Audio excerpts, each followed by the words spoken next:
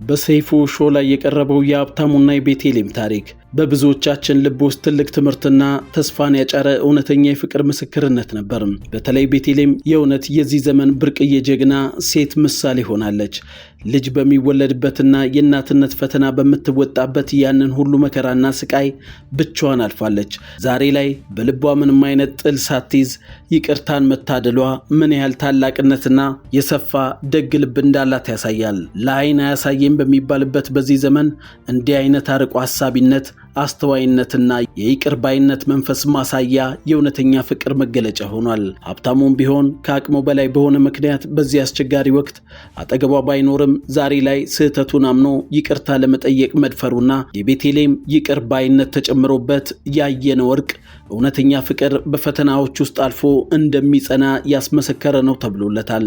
በዚህ ውብ አጋጣሚና እርቅ መሳካት ትልቁ የጀርባ አጥንት ስራውን የሰራው ደግሞ ሰይፉ ፋንታሁን ነው። ትልቅ ክብር ይገባዋል።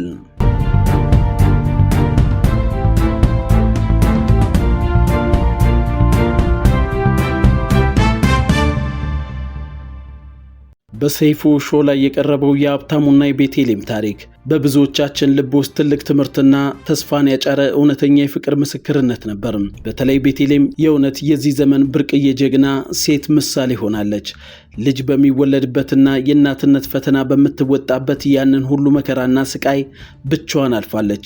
ዛሬ ላይ በልቧ ምንም አይነት ጥል ሳትይዝ ይቅርታን መታደሏ ምን ያህል ታላቅነትና የሰፋ ደግ ልብ እንዳላት ያሳያል። ለዓይን አያሳየም በሚባልበት በዚህ ዘመን እንዲህ አይነት አርቆ ሐሳቢነት አስተዋይነትና የይቅር ባይነት መንፈስ ማሳያ የእውነተኛ ፍቅር መገለጫ ሆኗል። ሀብታሙም ቢሆን ከአቅሙ በላይ በሆነ ምክንያት በዚህ አስቸጋሪ ወቅት አጠገቧ ባይኖርም ዛሬ ላይ ስህተቱን አምኖ ይቅርታ ለመጠየቅ መድፈሩና የቤቴሌም ይቅር ባይነት ተጨምሮበት ያየነው ወርቅ እውነተኛ ፍቅር በፈተናዎች ውስጥ አልፎ እንደሚጸና ያስመሰከረ ነው ተብሎለታል።